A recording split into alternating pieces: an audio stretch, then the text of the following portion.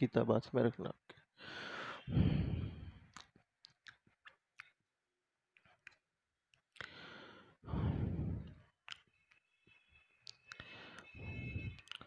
السلام علیکم ورحمۃ اللہ وبرکاتہ. الحمد للہ نحمده ونستعینه ونستغفره ونؤمن به ونتوکل علیہ ونعوذ باللہ من شرور انفسنا ومن سیئات اعمالنا. من يهده الله فلا مضل له ومن يضلله فلا هادي له. ونشهد أن لا إله إلا الله وحده لا شريك له. ونشهد أن سيدنا ومولانا محمدا عبده ورسوله صلى الله تعالى عليه وعلى آله وأصحابه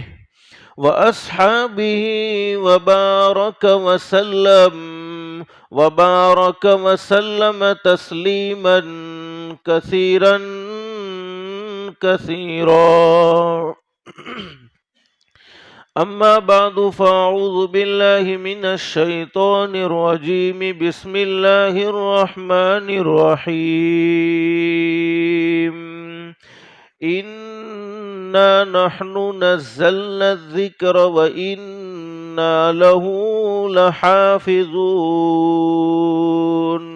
وقال النبي صلى الله عليه وسلم خيركم من تعلم القرآن وعلمه أو كما قال النبي صلى الله عليه وسلم. صدق الله العلي العظيم وصدق رسوله النبي الكريم. رب اشرح لي صدري ويسر لي أمري واحلل عقدة من لساني يفقهوا قولي. سبحانك لا علم لنا إلا ما علمتنا إنك أنت العليم الحكيم. درود شریف پڑھ لیں. اللہم صل علی محمد وعلی آل محمد كما صليت على إبراهيم وعلى آل إبراهيم إنك حميد مجيد.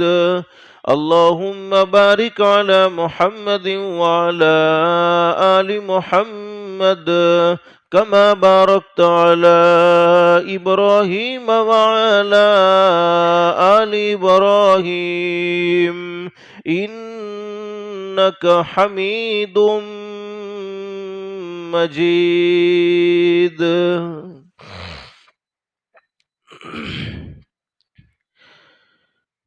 گرامی قدر علماء کرام، بزرگان محترم اور میرے پیارے دوستو، اللہ کا ہم سب پر بہت بڑا احسان اور بہت بڑا کرم ہے کہ اللہ نے ہم سب کو تھوڑی دیر کے لیے اپنے گھر میں یعنی مسجد میں جمع فرمایا.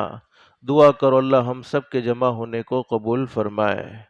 اور جمعہ کا مبارک دن ہمارے نبی حضرت محمد الرسول اللہ صلی اللہ علیہ وسلم کا سچا فرمان کہ جمعہ کے دن ایک گھڑی ایسی ہوتی ہے جس گھڑی میں بندہ اپنے پروردگار عالم سے جو بھی سوال کرتا ہے اللہ اس کے سوال کو ضرور قبول فرماتے ہیں. اللہ سے دل سے دعا کر لو، اللہ تو نے اپنے فضل و کرم سے جیسے ہمیں یہاں مسجد میں جمع فرمایا، اللہ کے لیے کوئی مشکل نہیں، اللہ ہم سب کو جنت الفردوس میں بھی جمع فرمائے. میرے بھائیوں، اس وقت امت جن جن حالات کا سامنا کر رہی ہے، جن جن پریشانیوں کا سامنا کر رہی ہیں وہ ہمارے سامنے ظاہر ہے. لیکن ایک بات یاد رکھیں، قرآن کریم میں اللہ پاک اس بات کو بیان فرماتے ہیں، دنیا کی زندگی میں جتنی پریشانیاں بندے اٹھا رہے ہیں، جتنی پریشانیوں کا سامنا اللہ کے بندے کر رہے ہیں، حقیقت یہ ہے کہ اللہ کسی کو پریشان کرنا چاہتا نہیں ہے، بلکہ ماں کو اپنے بچے سے محبت ہے، باپ کو اپنے بچوں سے محبت ہے، چاہے فرما برداری کرے پھر بھی ماں محبت رکھتی ہے، چاہے نافرمانی کرے پھر بھی ماں محبت رکھتی ہے۔ تو جس ماں نے بچے کو جنا ہے، جس ماں نے بچے کو جنم دیا ہے، وہ ماں اپنے بچے کو پریشانی میں دیکھنا چاہتی نہیں ہے، تو پیدا کرنے والا اللہ اپنے بندوں کو کیسے پریشان دیکھے گا؟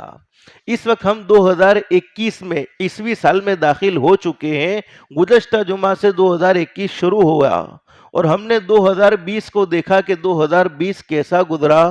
کئی علماء کرام اس دنیا فانی سے رخصت ہو گئے، بلکہ کسی گننے والے نے شمار بھی یہ کیا کہ 298 علماء کرام ایک سال کے اندر فوت ہوئے ہیں۔ لیکن اس وقت مجھے بتلانا یہ ہے کہ اس دنیا کی زندگی میں جن حالات کا ہم سامنا کر رہے ہیں، آخر ان حالات کا سامنا ہم کیوں کر رہے ہیں؟ اللہ تو ہم سے محبت کرتا ہے، اور قرآن کریم میں اللہ فرماتے ہیں ما اصابکم من مصیبت فبما کسبت ایدیکم وَيَعْفُو عَن كَثِيرٍ۔ اللہ فرماتے میرے بندو، تم دنیا کی زندگی میں جن جن حالات کو اپنی آنکھوں سے دیکھ رہے ہو، حقیقت یہ ہے کہ یہ حالات کا آنا تمہارے اعمال کا نتیجہ ہے، یہ حالات کا آنا تمہارے اعمال کا نتیجہ ہے۔ اس وقت چونکہ ہم نے دنیا کی زندگی میں بہت کچھ دیکھا، کورونا وائرس کی وجہ سے کئی لوگ دنیا سے رخصت ہوئے، کئی لوگ بیمار ہوئے، اور ہم نے طرح طرح کی آزمائشوں میں اپنا وقت گزارا ہے۔ ہم سوچتے ہیں کہ یہ حالات غیروں کی وجہ سے ہیں، لیکن حقیقت یہ ہے کہ یہ حالات غیروں کی وجہ سے نہیں بلکہ ہماری وجہ سے ہیں۔ اس لیے کہ حدیث میں فرمایا نبی کریم صلی اللہ علیہ وسلم نے الدنیا سجن المؤمن وجنت الکافر، او کما قال النبی صلی اللہ علیہ وسلم۔ سرکار مدینہ حضرت محمد الرسول اللہ صلی اللہ علیہ وسلم نے ارشاد فرمایا دنیا مومن کے لیے قید خانہ ہے اور کافر کے لیے جنت ہے، تو ان کی جنت تو ہمارے گناہوں کی وجہ سے بگڑی ہوئی ہے۔ اس لیے بہت اچھی بات کہی ہے، آج ہم سمجھتے ہیں کہ حالات ان کی وجہ سے ہم پر ہیں، حقیقت یہ ہے کہ ہماری وجہ سے ان پر ہیں۔ اس لیے بہت اچھی بات کہی ہے، تیرے اعمال سے ہے تیرا پریشان ہونا، تیرے اعمال سے ہے تیرا پریشان ہونا، ورنہ مشکل نہیں مشکل کا آسا ہونا۔ اللہ کے لیے کیا مشکل ہے؟ اللہ حالات کو دور کر سکتا ہے، اللہ قادر مطلق ہے۔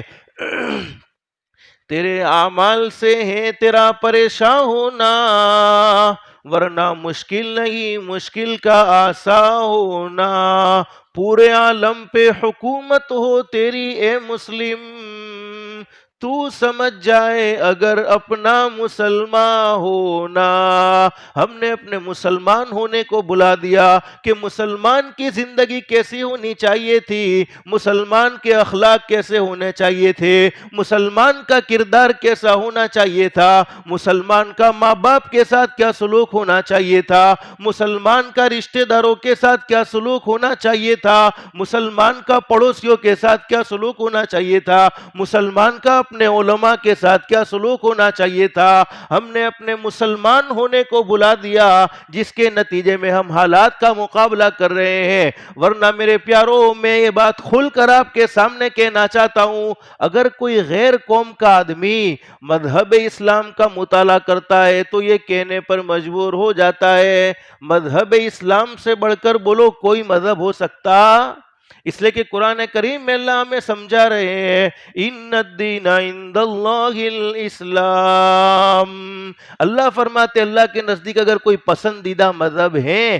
تو یہ مذہب اسلام ہے۔ اور قرآن کریم کے دوسرے مقام پر فرمایا وَمَن يَبْتَغِ غَيْرَ الْإِسْلَامِ دِينًا فَلَن يُقْبَلَ مِنْهُ، اگر مذہب اسلام کو چھوڑ کر کوئی اور راستہ اختیار کرو گے نہ دنیا کی زندگی میں قبول ہوگے نہ آخرت کی زندگی میں کامیابی مل سکتی ہے۔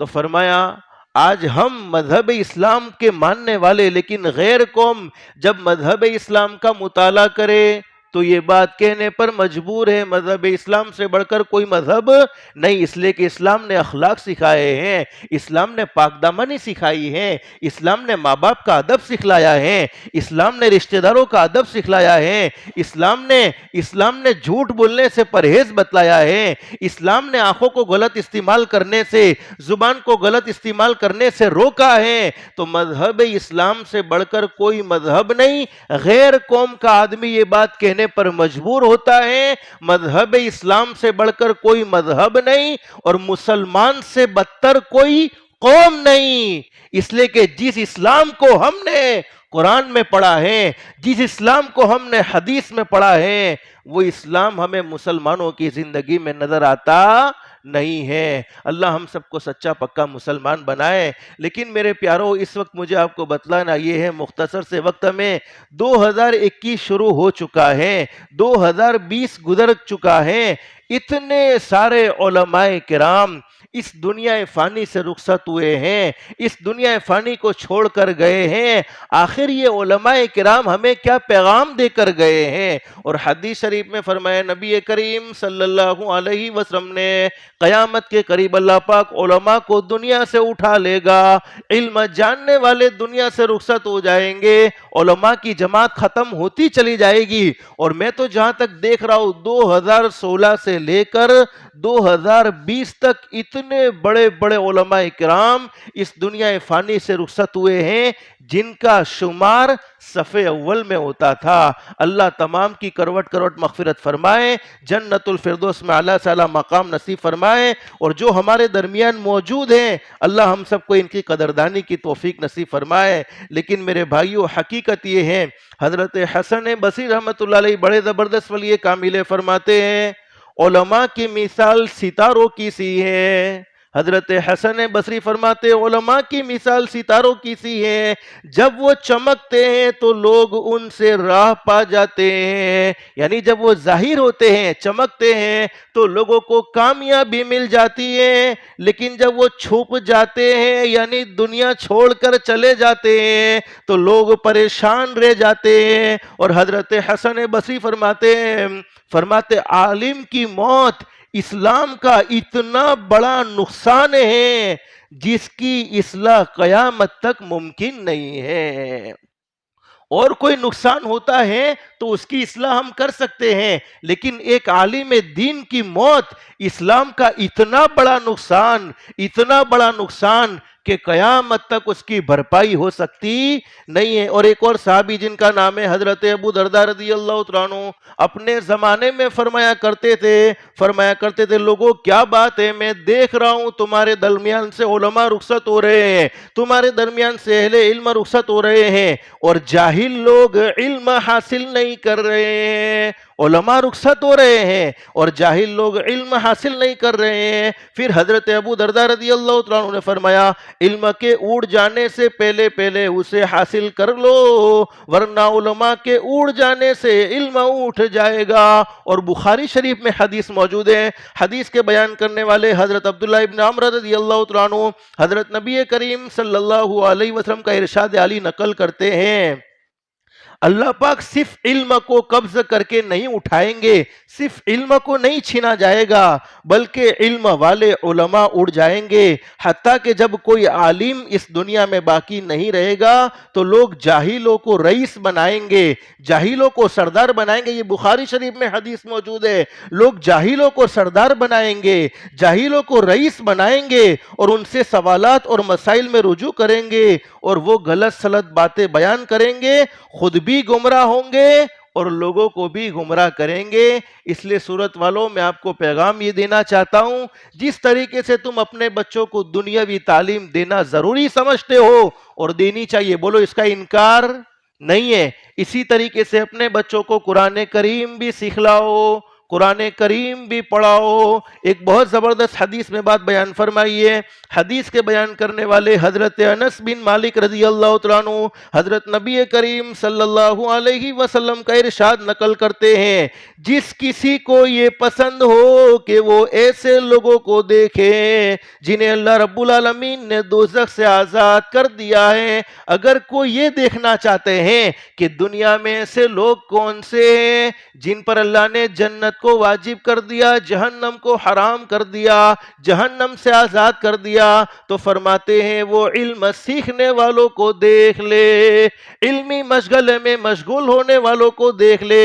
پھر فرمایا اس ذات کی قسم جس کے قبضے میں، حضرت نبی کریم صلی اللہ علیہ وسلم نے فرمایا اس ذات کی قسم جس کے قبضے میں محمد عربی صلی اللہ علیہ وسلم کی جان ہے، جو طالب علم یعنی علم سیکھنے کے لیے کسی عالم کے دروازے پر چکر لگاتا ہے تو اللہ پاک اس کے ہر قدم کے بدلے میں اور ہر حرف کے بدلے میں 1 سال کی عبادت کا ثواب لکھ دیتے ہیں، اور ہر قدم کے بدلے میں اس کے لیے جنت میں ایک شہر بنا دیتے ہیں، اور جب وہ زمین پر چلتا ہے تو زمین اس کے لیے استغفار کرتی ہے، اور اس کی صبح شام مغفرت کی حالت میں ہوتی ہے، اور فرشتے اس کے لیے گواہی دیتے ہیں۔ فرشتے کہتے ہیں او لوگو، یہی ہے وہ لوگ جن کو اللہ نے جہنم سے آزاد کر دیا، یہی ہے وہ لوگ جن کو اللہ نے کامیابی کا پروانہ دے دیا۔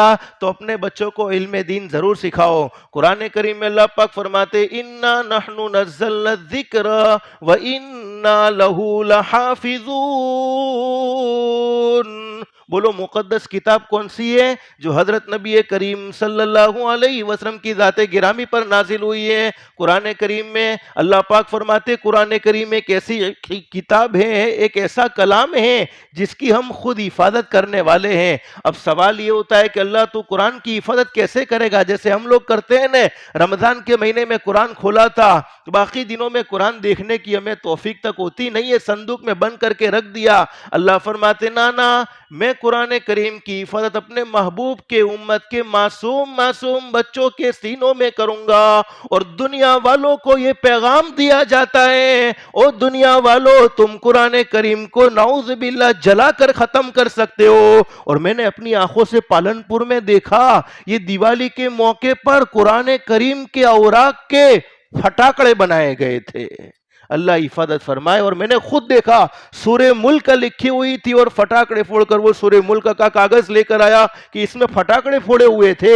لیکن میرے پیارو اللہ پاک ہمیں پیغام دیتے ہیں دنیا والوں تم قرآن کریم کو جلا کر ختم کر سکتے ہو، تم قرآن کریم کو گندگیوں میں ڈال کر ختم کر سکتے ہو، تم قرآن کریم کی توہین اور بے ادبی کر کے قرآن کو ختم کر سکتے ہو، لیکن جن معصوموں کے سینوں میں اللہ کا قرآن موجود ہے ان کے سینوں سے تم کیسے قرآن کو نکالو گے؟ اور آج بھی الحمدللہ ثم الحمدللہ ثم الحمدللہ ایسے حافظ اس دنیا فانی میں موجود ہیں کہ اگر اللہ نہ کرے کوئی اسلام کا دشمن، قرآن کے دشمن قرآن کریم کو مکمل طور پر نعوذ باللہ جلا کر ختم کر دے تو ہوں بہو قرآن کو لکھنے والے حفاظ اس دنیا میں موجود ہیں۔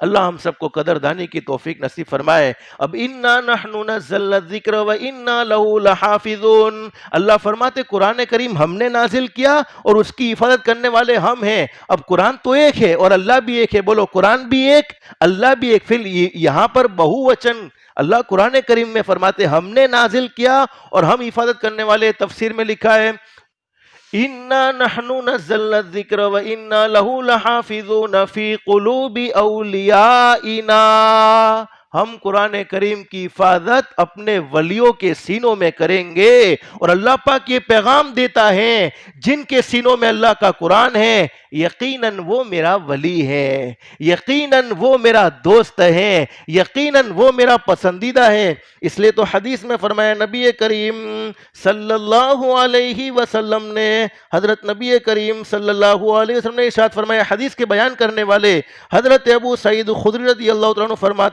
فرماتے نبی کریم صلی اللہ علیہ وسلم نے ارشاد فرمایا، روئے زمین پر 3 عمل سے بڑھ کر کوئی عمل نہیں ہے، 3 عمل سے بڑھ کر کوئی عمل نہیں ہے۔ نمبر 1 علم کا حاصل کرنا، یعنی علم کو سیکھنا۔ نمبر 2 اللہ کی راہ کی محنت کرنا، اور نمبر 3 حلال کمائی کرنا، اس لیے کہ علم حاصل کرنے والا اللہ کا محبوب ہے، اور اللہ کی راہ میں محنت کرنے والا اللہ کا ولی ہے، اور حلال کمائی کرنے والا اللہ کا دوست ہے۔ اللہ ہم سب کو قرآن کریم سے محبت نصیب فرمائے۔ لیکن ایک بات یاد رکھو، اللہ کا قرآن مقدس ہے، اللہ کا قرآن پاکیزہ ہے، علوم نبوت پاکیزہ ہے، حضرت نبی کریم صلی اللہ علیہ وسلم کے مبارک فرمان یہ پاکیزہ ہے۔ اگر علم حاصل کرنا ہو تو علم والوں کا ادب بھی ضروری ہے، اگر علم والوں کا ادب نہیں ہے، قرآن کا ادب نہیں ہے، تو قرآن کریم کی دولت حاصل ہو سکتی نہیں۔ ایک بہت زبردست بات لکھی تھی واقعات کے اندر، ہمارے اکابر علماء میں ایک اللہ کے ولی حضرت مولانا پیر ذوالفقار صاحب نقشبندی دامت برکاتہم، اللہ ان کے علم و عمل عمر تقوی پرہیزگاری میں خوب برکت نصیب فرمائے، بڑی زبردست بات لکھی، فرمایا کہ حضرت بایزید بستامی رحمۃ اللہ علیہ بڑے زبردست ولی کامل ہے، حضرت بایزید بستامی رحمۃ اللہ علیہ کے زمانے میں کسی کا انتقال ہو گیا۔ جانا تو ہر کسی کو ہے، مرنا تو ہر کسی کو ہے، ہر کوئی آدمی دنیا چھوڑ کر جائے گا۔ اب مرنے والے کو کسی نے خواب میں دیکھا تو بڑا خوش ہے مرنے والا، اور بڑا سہولتوں میں، راحت میں، تو خواب میں پوچھا کہ تیرے ساتھ کیا معاملہ ہوا؟ اس نے کہا کہ اللہ نے مجھے معاف کر دیا، اللہ نے میری مغفرت فرما دی۔ فرمایا مغفرت کا سبب کیا ہوا؟ فرمایا مغفرت کا سبب کوئی مغفرت کا سبب کوئی لمبی لمبی نمازیں تو نہیں تھی، مغفرت کا سبب کوئی لمبی لمبی تہجد تو نہیں تھی، کوئی صدقات و نوافل بھی لمبے لمبے نہیں تھے۔ مغفرت اس سبب ہوئی ہے کہ ایک مرتبہ میرے گاؤں میں ایک بہت بڑے عالم آئے تھے جن کا نام ہے حضرت بایزید بستامی رحمۃ اللہ علیہ، لوگ ان کے ساتھ جمع تھے، مجھے خدمت کا کوئی موقع ملا نہیں، تو میں نے ان کے چہرے کو محبت سے دیکھا، اونچی جگہ پر چڑھ کر ان کے چہرے کو محبت سے دیکھا۔ جب میں قبر میں گیا، اللہ نے فرمایا میرے بندے تو نے ایک عالم کے چہرے کو محبت سے دیکھا تھا، آج میں بھی تجھے محبت سے دیکھنے والا ہوں۔ اور حدیث پاک میں بیان فرمایا نبی کریم صلی اللہ علیہ وسلم نے، تنبیہ الغافلین میں یہ روایت موجود ہے، حضرت نبی کریم صلی اللہ علیہ وسلم نے عالم کو اپنے قائم مقام فرمایا، چنانچہ ارشاد ہے، فرمایا نبی کریم صلی اللہ علیہ وسلم نے، جس شخص نے کسی عالم کی زیارت کی اس نے میری زیارت کی، اور جس نے کسی عالم سے مصافحہ کیا اس نے مجھ سے مصافحہ کیا، اور جو کسی عالم کے پاس بیٹھ گیا وہ میرا ہم نشین بنا، اور جو شخص دنیا میں میرے پاس بیٹھا اللہ قیامت میں جنت میں اس کو میرے ساتھ بٹھائیں گے۔ لیکن میرے پیارو، اب وہ کون سے علماء ہیں جن کو اللہ نے یہ مقام دیا ہے؟ وہ بیان علماء کے درمیان ہو سکتا ہے۔ میں تو آپ کو بتلانا یہ چاہتا ہوں کہ اس وقت علم کی بڑی ضرورت ہے،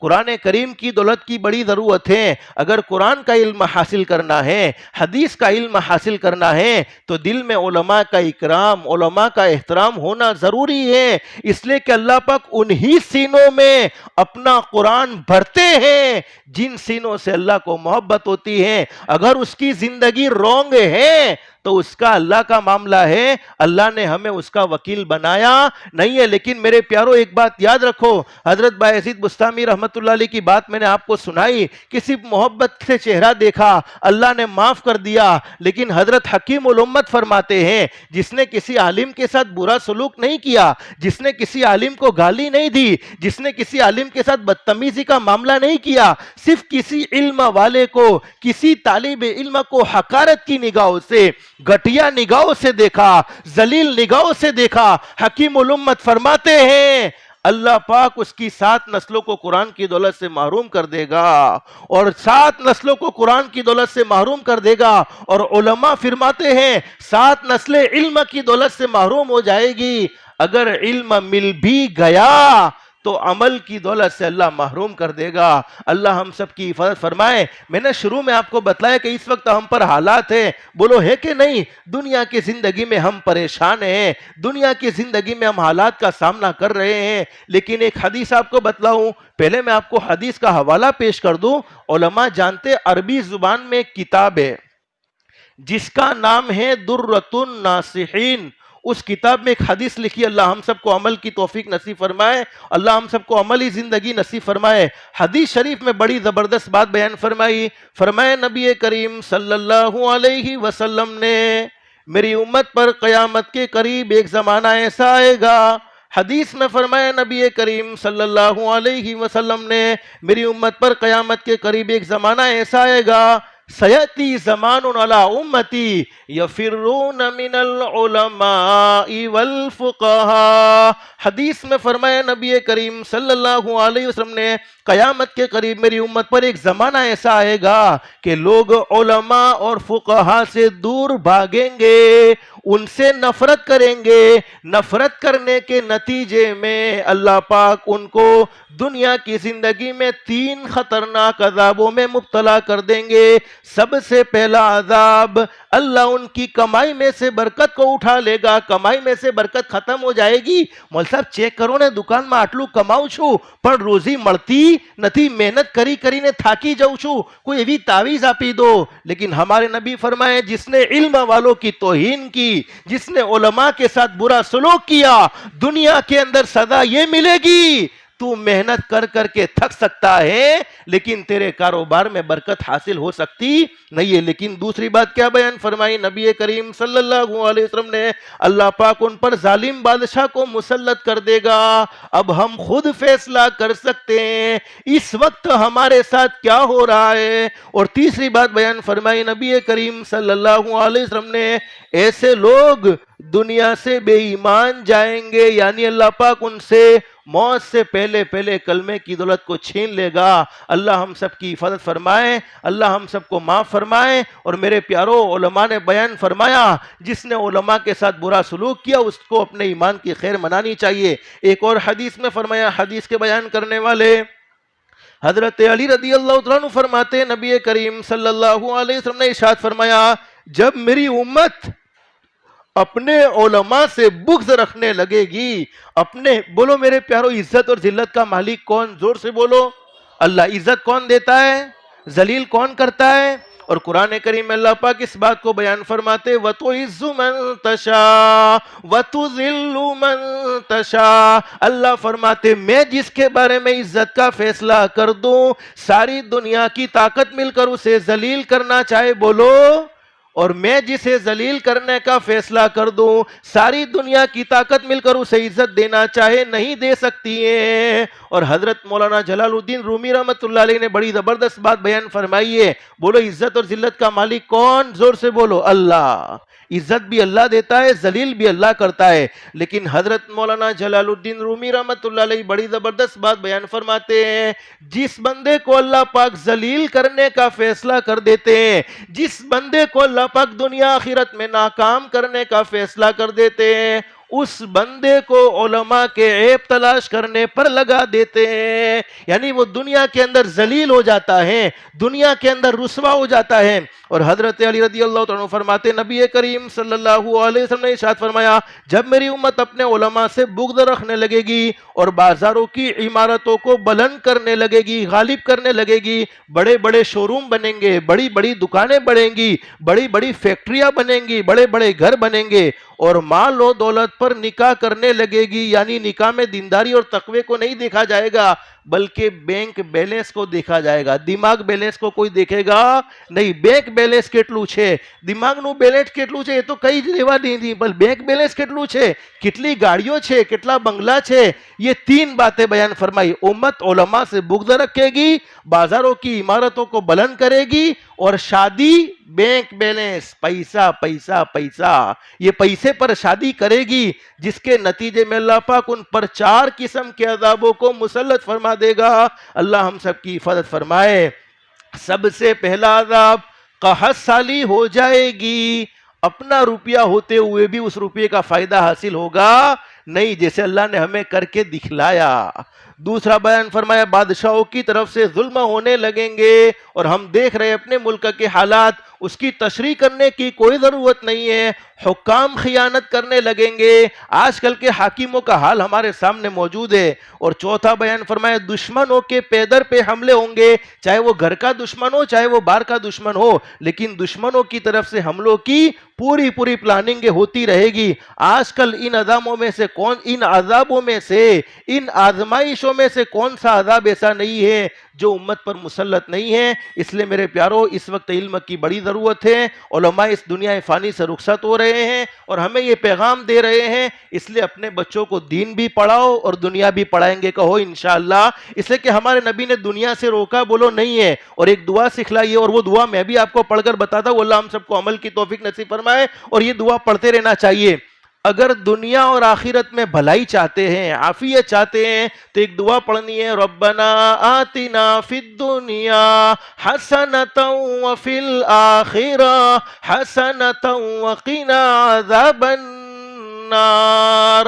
حدیث شریف میں لکھا ہے کہ ایک مرتبہ حضرت نبی کریم صلی اللہ علیہ وسلم کسی بیمار صحابی کی عیادت کے لیے تشریف لے گئے۔ اب وہ صحابی ایسے بیمار تھے کہ ان کے اندر کھڑے ہونے کی طاقت نہیں ہے، بیماری کی وجہ سے بدن اتنا کمزور ہو چکا ہے کہ بدن لکڑی کی طرح سوکھ چکا ہے۔ اب حضرت نبی کریم صلی اللہ علیہ وسلم نے صحابی کی یہ حالت کو دیکھا تو سوال کر لیا، میرے صحابی پریشان ہونا، بیماری نے پریشان کر دیا ہے نا، بیماری نے تنگ کر دیا ہے۔ صحابی نے کہا ہاں اللہ کے نبی، بیماری کی وجہ سے کمزور ہو چکا ہوں۔ اب بیماری میں دعا قبول ہوتی ہے، معلوم ہے نا، بیماری میں دعا قبول ہوتی ہے۔ اب حضرت نبی کریم صلی اللہ علیہ وسلم نے صحابی سے سوال کر لیا، میرے صحابی تم بیماری میں اللہ سے کون سی دعا مانگتے ہو، کیا سوال کرتے ہو؟ تو صحابی نے کہہ دیا اللہ کے نبی میں دعا یہ مانگتا ہوں، الہ العالمین دنیا کی زندگی میں تو مجھے جو تکلیفیں دینا چاہتا ہے دے دے،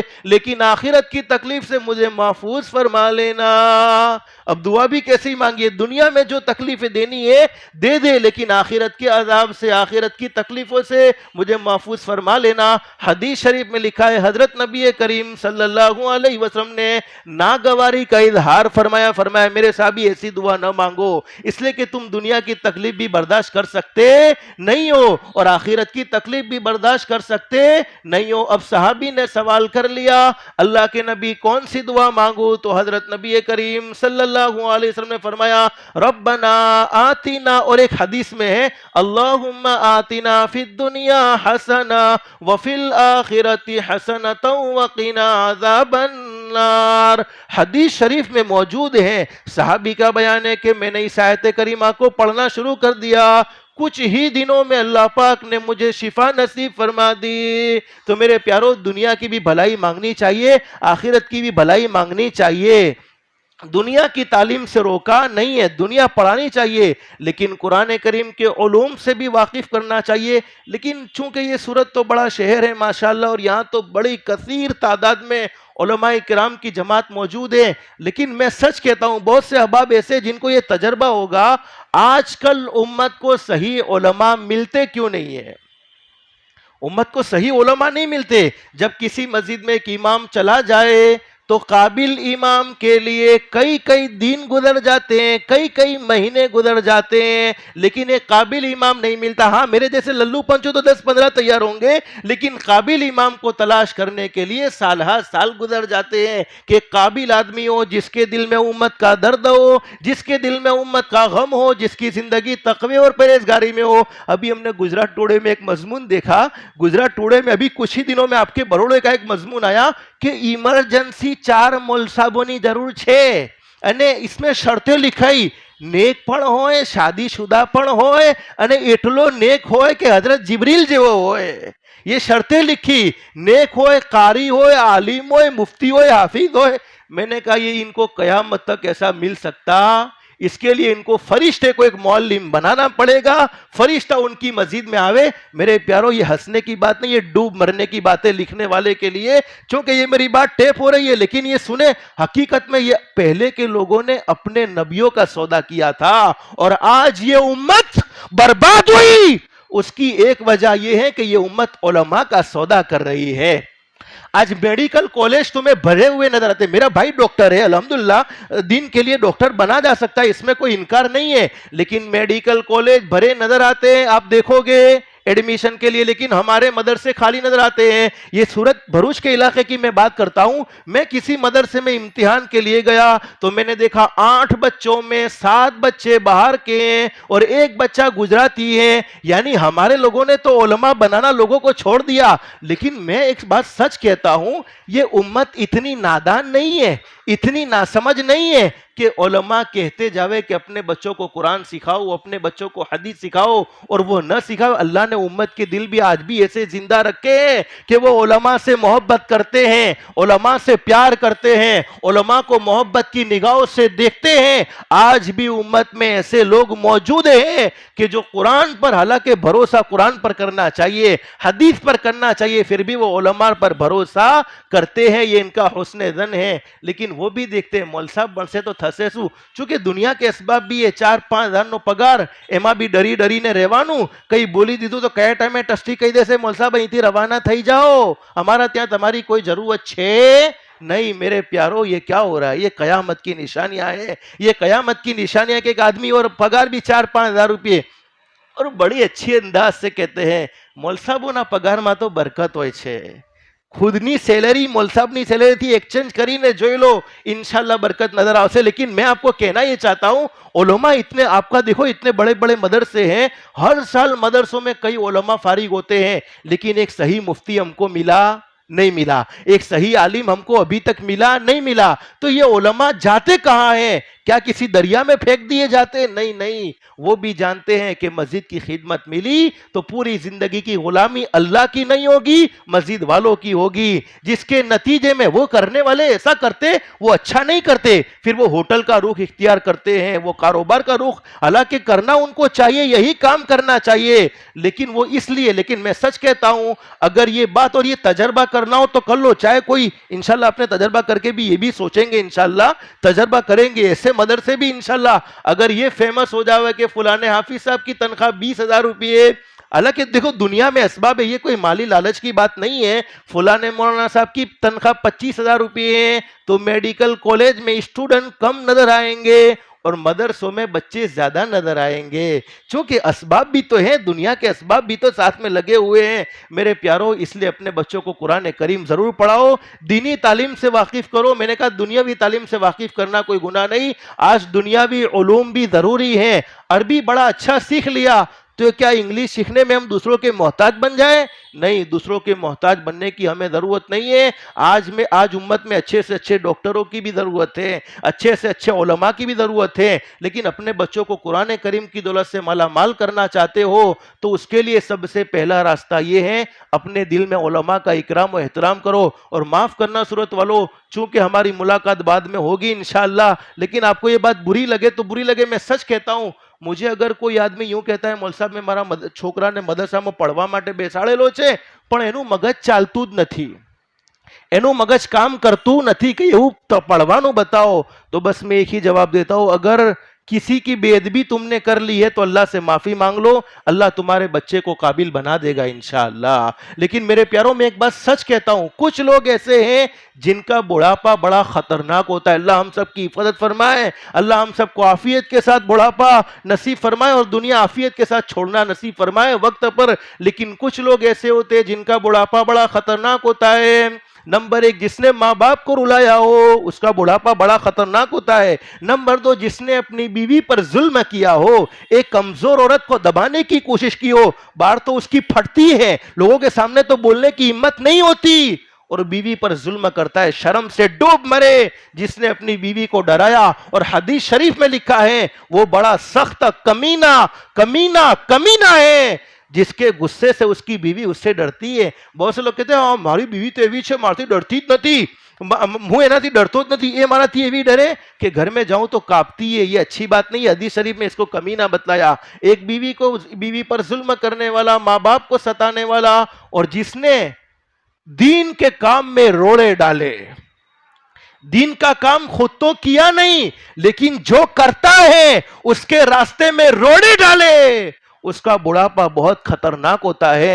अल्लाह से माफी मांग लेनी चाहिए। और जिसने अपने उलमा को सताया, अपने उलमा की तौहीन की, इसका बुढ़ापा भी बड़ा खतरनाक होता है। और मेरे भाइयों, ये बात याद रखो, दुनिया में हर गुनाह की सजा, जैसे एक आदमी ने जिना किया, कुरान में सजा मौजूद है, चोरी की, कुरान में सजा मौजूद है, उलमा के साथ बुरा सलूक किया, उसके बारे में कुरान साइलेंट, लेकिन हदीस में हमारे नबी ने क्या फरमाया, मैं और मेरा परवरदिगार आलम कल कयामत में उसके साथ जंग करने के लिए तैयार होंगे जिसने उलमा को सताया है, जिसने उलमा को रुलाया है। और मेरे प्यारों, हर गुनाह की सजा दुनिया के हाकिम देते हैं। जैसे एक आदमी चोरी के मुकदमे में पेश किया गया तो हुकूमत की तरफ से सजा मिलेगी, अरे शराब के अंदर पेश किया गया, हुकूमत की तरफ से सजा मिलेगी। लेकिन जिसने किसी आलिम को सताया, जिसने किसी आलिम को रुलाया, उसको दुनिया वाले सजा नहीं देते, खुद उसकी औलाद उसको सजा देती है। उसकी औलाद उसकी नाफरमान हो जाती है, फिर वो अपनी औलाद को कुछ नहीं कह सकता। वही आदमी है जो अपने मौलवियों पर हुकूमत करता है। इसलिए मेरे प्यारों, ये कयामत करीब आ चुकी है। अब मालूम नहीं हजरत मेहदी कब तशरीफ लाने वाले हैं, कुछ पता नहीं है। दुनिया कब खत्म हो जाने वाली है, कुछ पता नहीं है। तो कयामत के आने से पहले पहले इल्म को ख़त्म होने मत दो, बल्कि उलमा बनाओ। उलमा से चूंकि बयान फरमाया, अगर अपने बच्चों को आलिम नहीं बना सकते तो कम से कम उनसे नफरत की निगाहों से उनको न देखो, मोहब्बत की निगाहों से देखो, जिसके नतीजे में अल्लाह पाक हमें आखिरत में भी कामयाबी नसीब फरमाएगा, दुनिया में भी कामयाबी नसीब फरमाएगा। अल्लाह हम सबको अखलाक मुस्तफ़ा वाली ज़िंदगी नसीब फरमाए। 5 वक्त की नमाज का भी ख़ास तौर पर एहतमाम करो। अल्लाह हम सबको 5 वक्त की नमाज का भी एहतमाम की तौफीक नसीब फरमाए। जुमा का मुबारक दिन हमारे नबी हज़रत मुहम्मदुर रसूलुल्लाह सल्लल्लाहु अलैहि वसल्लम के एहसानात हम पर इतने हैं कि इनको गिनना चाहे तो गिन न सके, शुमार करना चाहे तो शुमार न कर सके। तो जितना भी दुरूद पाक की कसरत हो सके, दुरूद पाक की भी कसरत करते रहेंगे इंशाअल्लाह। अल्लाह हम सबको कहने सुनने से ज़्यादा इखलास, इस्तिखलास और इस्तिकामत के साथ अमल की तौफीक नसीब फरमाए। आमीन या रब्बल आलमीन। व आखिरु दावाना अनिल हम्दुलिल्लाहि रब्बिल आलमीन। एक ज़रूरी ऐलान है, जमीयत उलमाए हिंद सूरत शहर की जानिब से हज़रत मौलाना अरशद मदनी साहब दामद बरकातुहुम तारीख 10/1/2021 बरोज़ इतवार सुबह 10 बजे से इशा तक नमाज का तरबियती कैम्प। इस्लाम की बुनियाद 5 चीज़ों पर है, उसमें एक नमाज है जो दीन में हर मुसलमान पर 5 मरतबा फ़र्द है। हमारी नमाज सही हो जाए इसलिए एक कैंप रखा गया है जिसमें मशहूर उलमाए किराम तशरीफ़ लाएंगे। और आखिर में इंशाल्लाह मगरिब के बाद हज़रत मौलाना मुफ्ती हिफ्ज़ुर रहमान साहब सिमलकी का बयान भी होगा। ज़ोहर के बाद ज़ोहर की नमाज 1 बजे होगी और खाने का भी प्रोग्राम रखा गया है, इसलिए तमाम इसी मस्जिद के अंदर। इसलिए तमाम अहबाब से दरख्वास्त है कि कसीर तादाद में शिरकत फरमाएँ। अगर नमाज़ें सही होगी तो ज़िंदगी सही होगी, और ज़िंदगी सही होगी तो इंशाल्लाह आखिरत भी सही होगी। अल्लाह हम सबको अमल की तौफीक नसीब फरमाए।